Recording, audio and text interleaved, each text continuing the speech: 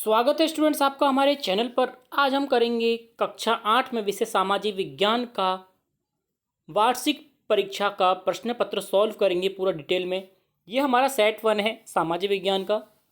इससे पहले हमने सामाजिक का और पेपर भी डाला है, अगर आपने नहीं देखा है तो उसकी लिंक आपको डिस्क्रिप्शन में मिल जाएगी। और हमने इंग्लिश के भी काफ़ी सारे सेट डाल दिए हैं, विज्ञान का भी डाल दिया है, गणित के भी काफ़ी सारे सेट डाल दिए हैं। अगर आप नहीं देखे हैं तो आपको डिस्क्रिप्शन में लिंक मिलेगी प्लेलिस्ट की, उसमें आप ज़रूर देखें। और आपको सभी सेट सॉल्व करने हैं। कोई भी सेट आपके एग्ज़ाम में आ सकता है, आपके ज़िले में आ सकता है, क्योंकि हर ज़िले में अलग पेपर होने वाला है। तो आपको सभी सेट सॉल्व करने हैं, जितने भी पेपर आपको मिलेंगे सब आपको सॉल्व करने हैं, ताकि आप पूरे में से पूरे नंबर ला सकें। चलिए स्टार्ट करते हैं हम सामाजिक विज्ञान का पेपर। प्रश्न नंबर 1 है, भारत के अंतिम वायसरॉय थे लॉर्ड माउंटबेटन। दूसरा, सर्वप्रथम भारत आने वाले पश्चिमी ताकत पुर्तगाली। शेर मैसूर किस नाम से जाने जाते हैं? टीपू सुल्तान के नाम से।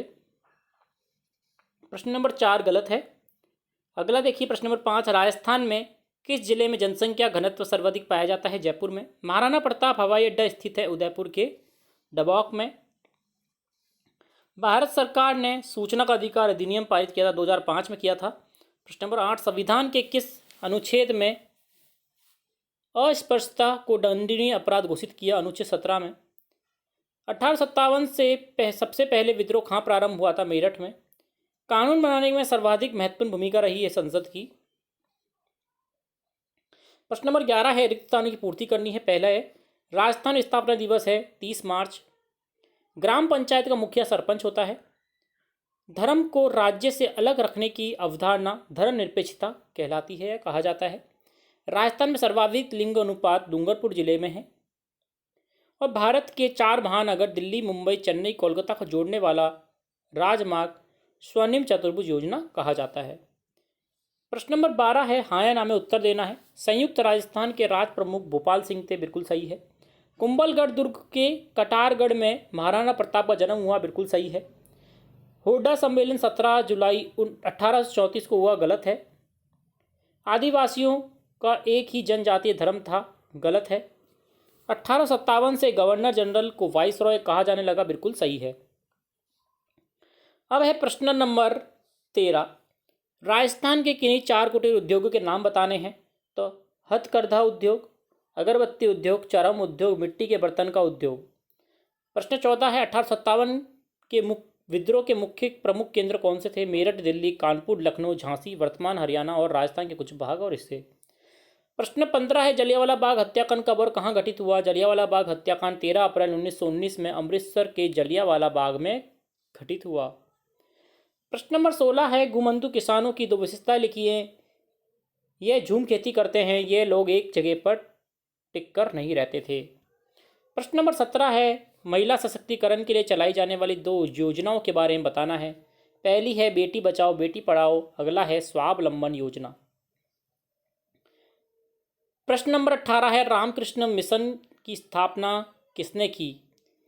यह किस बात पर जोर देता था? रामकृष्ण मिशन की स्थापना स्वामी विवेकानंद ने की थी और यह दूसरों की सेवा व परोपकार पर जोर देता था। प्रश्न नंबर 19 है, राजस्थान में 1857 की क्रांति के क्या कारण थे? समझाना है। पहला देखिए, कंपनी द्वारा राज्यों के आंतरिक शासन में हस्तक्षेप करना। अगला, राज्यों में उत्तराधिकार के प्रश्न पर असंतोष। अगला, सामान्य जनता की अप्रसन्नता। अगला, राज्यों के अधिक मामलों में हस्तक्षेप। प्रश्न 20 है, अपराध की जांच करने में पुलिस की क्या भूमिका होती है? अपराध की जांच करने में पुलिस की भूमिका महत्वपूर्ण होती है, क्योंकि उसी जांच के आधार पर मामले का विचार टिका होता है। इसलिए पुलिस का यह कर्तव्य है कि वे अपराध की जांच तीव्र गति और निष्पक्षता से करे, जिससे पीड़ित को त्वरित न्याय प्राप्त हो सके। प्रश्न नंबर 21 है, ऊर्जा अथवा शक्ति के परंपरागत स्रोतों का वर्णन करना है। देखिए, ऊर्जा के परंपरागत स्रोत कौन कौन से हैं सब बताया हुआ है इस चार्ट में, आपके किताब का ही चार्ट है। खनिज तेल है, प्राकृतिक गैस है, ईंधन, कोयला और जल विद्युत। ये ऊर्जा के परंपरागत स्रोत है। इसके लाभ हानि सब बताई हुई है, यहाँ पर आप देख सकते हैं। आसानी से परिवहन, पेट्रोल, रसायन उद्योग का आधार, हानि लिखी हुई है। लाभ देखिए प्राकृतिक गैस के, आसानी से परिवहन, तेल और कोयले से अधिक स्वच्छ, तेल से सस्ता। ईंधन देखिए सुप्राय और बहुसंख्यक लोगों को ऊर्जा प्रदान करता है। कोयला विस्तृत रूप से उपलब्ध है और विद्युत रूपांतरित करने में उपयुक्त होता है। जल विद्युत प्रदूषण मुक्त, सिंचाई और मत्स्यन को बढ़ावा देता है और सस्ता भी होता है। तो ये हमारे परंपरागत स्रोत थे। अगला प्रश्न देखिए, प्रश्न नंबर 22, भूस्खलन किसे कहते हैं और इसे रोकने के बारे में बताना है। देखते हैं। देखिए, भूस्खलन को सामान्य रूप से सैल या मलबा या ढाल से गिरने वाली मिट्टी के बृहत संचलन के रूप में परिभाषित किया जाता है। वे प्राय भूकंप, बाढ़ और ज्वालामुखी के साथ घटित होते हैं। लंबे समय तक भारी वर्षा होने से भूस्खलन होता है। यह नदी के प्रवाह के कुछ समय के लिए अवरुद्ध कर देता है। नदी अवरुद्ध के अचानक फूट पड़ने से निचली घाटियों के आवासों में विध्वंस आ जाता है। पहाड़ी भूभाग में भूस्खलन एक मुख्य और विस्तृत रूप से फैली प्राकृतिक आपदा है जो प्राय जीवन और संपत्ति को आघात पहुंचाती है और चिंता का एक मुख्य विषय भी है। और रोकने की आपको यहाँ से स्टार्ट करना है। देखिए, यहाँ से स्टार्ट करना है, ये ऊपर वाली लाइन नहीं लिखनी है। भूस्खलन को रोकने की कुछ प्राविधियाँ निम्न है। भूस्खलन प्रभावी क्षेत्रों में मानचित्र बनाकर इसमें प्रभावित होने वाले स्थानों को इंगित करना चाहिए। इस प्रकार इन क्षेत्रों में आवास बनाने के लिए थोड़ा छोड़ा जा सके। भूमि को खिसकने से बचाने के लिए प्रतिधारी दीवार बनाना चाहिए। भूस्खलन को रोकने की सबसे प्रभावी तरीका है वनस्पति आवरण में वृद्धि। जितने ज़्यादा पेड़ होंगे उतना कम भूस्खलन होगा। सतही अपवाह तथा झरना प्रभावों के साथ साथ भूस्खलन की गतिशीलता को नियंत्रित करने के लिए पृष्ठीय अपवाह नियंत्रण उपाय कार्यान्वित किए गए हैं। देखिए, ये था हमारा पूरा उत्तर। प्रश्न नंबर 23 देखिए, स्वतंत्र न्यायपालिका से आप क्या समझते हैं, बताना है। स्वतंत्र न्यायपालिका से आशय है सरकार के अन्य अंग जैसे विधायिका और कार्यपालिका न्यायपालिका के कार्य में बाधा नहीं डाल सकते। यह कार्यपालिका और न्यायपालिका के नियंत्रण से मुक्त होती है। इससे अपने कार्य की शक्तियां सीधे संविधान से मिलती है। साथ ही न्यायालय के न्यायाधीशों की नियुक्ति तथा विमुक्ति भी सरकार का दखल नहीं होता है। प्रश्न नंबर 24 है, कर्तव्यों के बिना हमारे अधिकार खोखले हैं। भारतीय संविधान द्वारा नागरिकों को कौन कौन से मौलिक अधिकार दिखाए गए हैं या दिए गए हैं, प्रदान किए गए हैं, समझाने हैं। तो आइए देखते हैं। भारतीय संविधान में उल्लेखित मौलिक अधिकार को निम्न प्रकार से हैं, या किताब में दे रखा है बच्चों। देखिए, समानता का अधिकार है पहला। कानून की नज़र में सभी लोग समान होते हैं। इसका मतलब यह है कि सभी लोगों को देश का कानून बराबर और सुरक्षा प्रदान करेगा।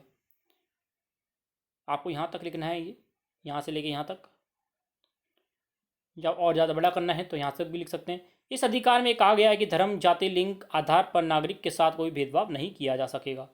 यहाँ तक लिख सकते हैं आप, आगे का लिखने की जरूरत नहीं है।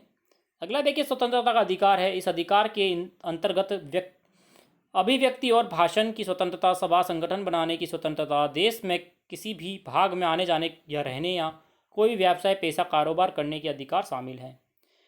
अगला है शोषण के विरुद्ध अधिकार। संविधान में कहा गया है मानव व्यापार, जबरिया श्रम या फिर 14 वर्ष से कम की उम्र में बच्चों को मजदूरी पर रखना अपराध है।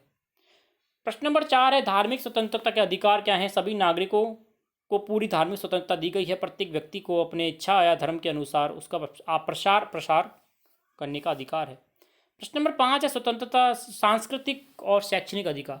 संविधान में कहा गया है धार्मिक या भाषाई सभी अल्पसंख्यक समुदाय अपनी संस्कृति की रक्षा और विकास के लिए अपने अपने शैक्षणिक संस्थान खोल सकते हैं।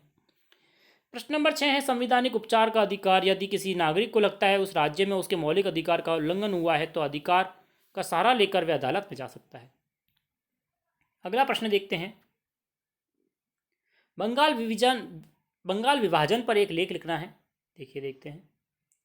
बंगाल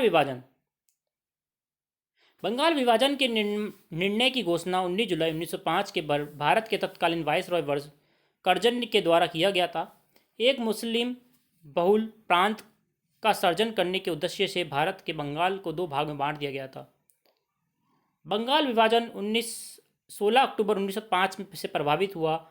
इतिहास में इसे बंग भंग के नाम से भी जाना जाता है। अगला देखिए, संसाधन संरक्षण की आवश्यकता को स्पष्ट करना है। देखिए इसका उत्तर यहाँ पर है। संसाधन संरक्षण की आवश्यकता संसाधनों की सत्कर्तापूर्वक उपयोग करना है और इन्हें नवीकरण के लिए समय देना है। संसाधन संरक्षण कहलाता है। यदि हम संसाधनों के प्रति सतर्क नहीं रहते हैं तो बहुत ही दुर्लभ हो सकते हैं और अनवीनीकरणीय संसाधन निश्चित ही समाप्त हो सकते हैं। संसाधन का उपयोग करने की आवश्यकता और भविष्य के लिए उनके संरक्षण में संतुलन बनाए रखना सतोत्पोषणीय विकास कहलाता है। संसाधनों के संरक्षण के अनेक तरीके हैं। प्रत्येक व्यक्ति उपभोग को कम करके वस्तुओं के पुनः चक्रण और पुनः उपयोग द्वारा योगदान दे सकते हैं। कागज को व्यर्थ खर्च न करना, जल व विद्युत का उपयोग मितव्ययता से करना, प्लास्टिक का उपयोग न करना कम करना, पेड़ पौधों अधिक से अधिक लगाना और उनकी देखभाल करना आदि ऐसे कार्य हैं जिनसे हम संसाधनों का संरक्षण करने में मदद कर सकते हैं ताकि भविष्य में सभी को पर्याप्त मात्रा में संसाधन उपलब्ध हो सकें। प्रश्न नंबर 27 देखिए, भारत के मानचित्र में निम्न स्थानों को अंकित करना है। अरब सागर, मुंबई, कोलकाता, कर्क रेखा, गोवा और जम्मू कश्मीर। तो आइए देखते हैं मैप। तो देखिए सबसे पहले हम देखते हैं अरब सागर।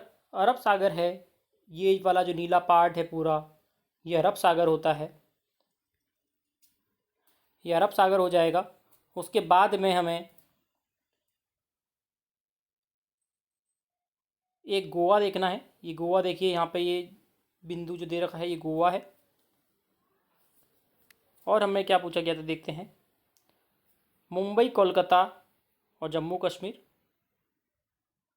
देखिए जम्मू कश्मीर है ये नीला वाला पार्ट, जो नीला नीला दिख रहा है ये जम्मू कश्मीर है। कोलकाता पश्चिम बंगाल, गोवा मैंने बता ही दिया है, महाराष्ट्र में मुंबई है। अब हमें कर्क रेखा बतानी है। कर्क रेखा देखिए यहाँ से स्टार्ट होती है, हल्का सा राजस्थान में से होती हुई, मध्य प्रदेश से होती हुई, इस तरह से आपको बनानी है कर्क रेखा। तो स्टूडेंट्स ये था हमारा पूरा पेपर कक्षा 8 सामाजिक विज्ञान का।